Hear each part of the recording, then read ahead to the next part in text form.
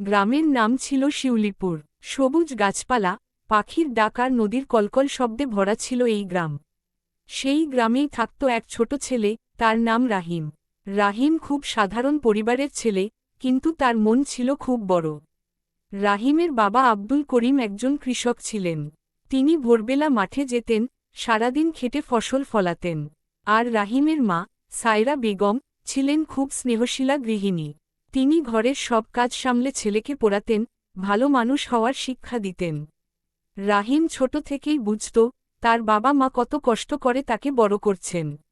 তাই সে কখনো অযথা কিছু চাইত না। স্কুলে যাওয়ার আগে সে বাবার সাথে মাঠে যেত, একটু সাহায্য করত। আবার বাড়ি ফিরে মাকে কাজে সাহায্য করত। একদিন স্কুলে শিক্ষক সবাইকে জিজ্ঞেস করলেন, তোমরা বড় হয়ে কি হতে চাও? সবাই নানা রকম উত্তর দিল, কেউ ডাক্তার, কেউ পুলিশ, কেউ শিক্ষক হতে চায়।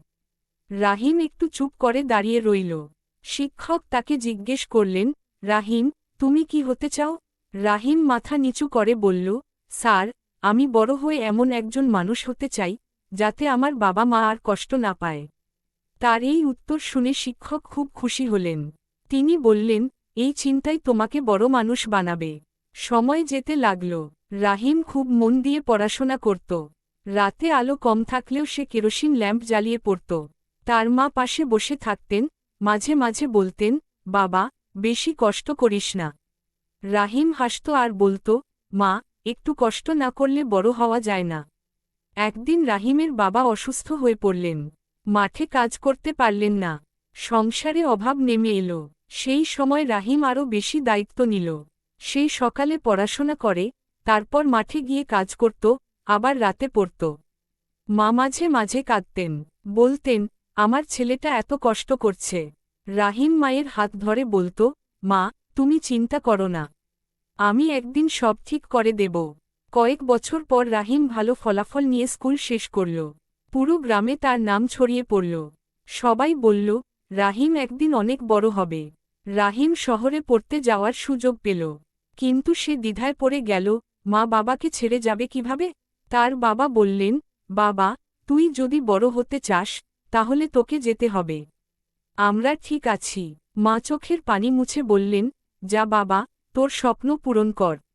রাহিম শহরে গেল, কঠোর পরিশ্রম করল। দিন রাত পড়াশোনা করে সে একসময় ভালো চাকরি পেল।